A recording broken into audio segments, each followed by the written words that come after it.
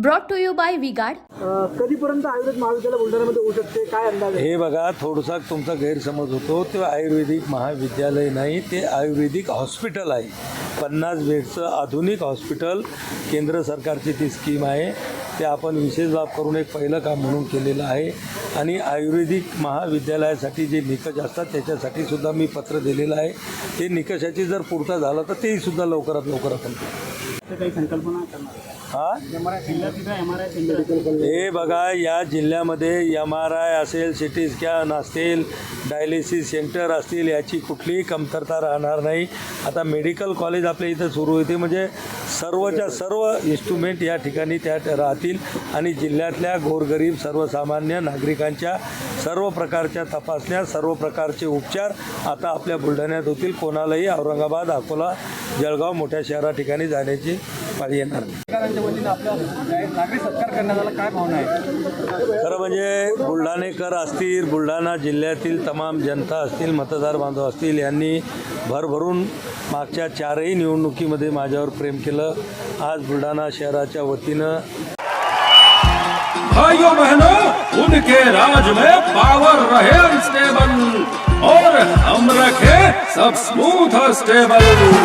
हमारा नेता कैसा हो जो स्टेबल पावर दे वैसा हो. अब की बार वी गार्ड एसी स्टेबलाइजर का चमत्कार. नागरी सत्कार या ठिकाणी आयोजित केला होता. जिल्ह्यातील आणि शहरातील सर्व नागरिकांनी या ठिकाणी मोठ्या उत्साहामध्ये या ठिकाणी येऊन, म्हणजे माझी गावामध्ये मोठी प्रोसेशन मिरवणूक झाली. या ठिकाणी सुद्धा लोक बरेच वेळ या ठिकाणी थांबले, त्यांनी स्वागत केलं. आणि पुढच्या माझ्या हातून चांगली कामं व्हावी, चांगली कारकीर्द जावीत याबद्दल शुभेच्छा सुद्धा दिल्या. विराट कोहली आणि रोहित शर्माने T20 मधून निवृत्ती घेतली. शरद पवारांनी मध्ये त्यांनी जो निर्णय घेतला, तो योग्य वेळी निर्णय घेतला असं शरद पवार म्हणतात.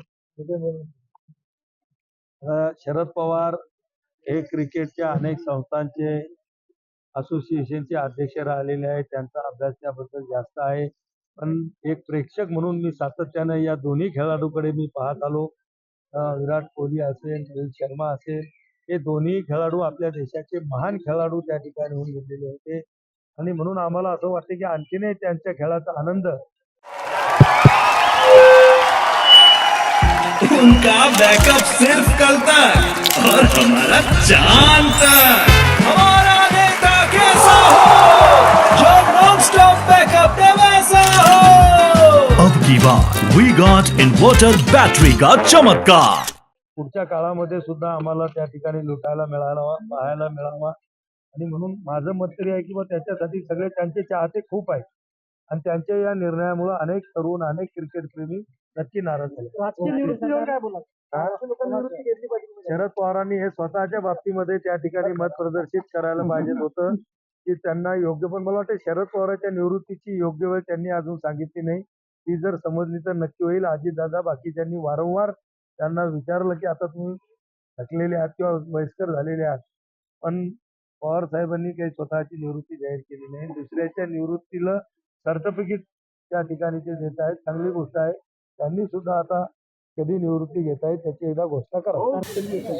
हे बघा, विरोधी पक्षाचं काम त्या ठिकाणी टीका करायचं असतात, ते टीका करतायत. पण यावेळेचं जे झालेलं बजेट जे आहे ते अतिशय लोकांना आणि या देशातल्या सर्व नागरिकांना समाधान देणार आहे. आज त्या ठिकाणी महिलांसाठी 1500 रुपये महिन्याची योजना जाहीर झाली.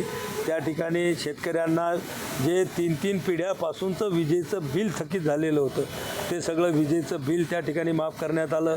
ज्या सोयाबीन, कापसाचा भाव कमी झालेले होते, शेतकरी थोडा नाराज होता, ते भावांतराचे सुद्धा हेक्टरी 5000 असे 2-2 हेक्टरपर्यंतची जी मदत त्या ठिकाणी येणार आहे.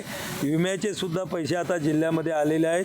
म्हणजे चारही बाजूनं शेतकऱ्याला मदत करण्याचा प्रयत्न महिलांना असेल, युवकांना असेल, आमचं सरकार त्या ठिकाणी करते. Brought to you by V-Guard.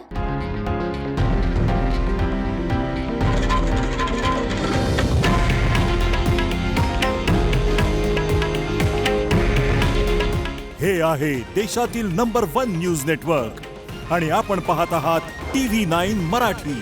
काळजी तुमची, हित महाराष्ट्राचं.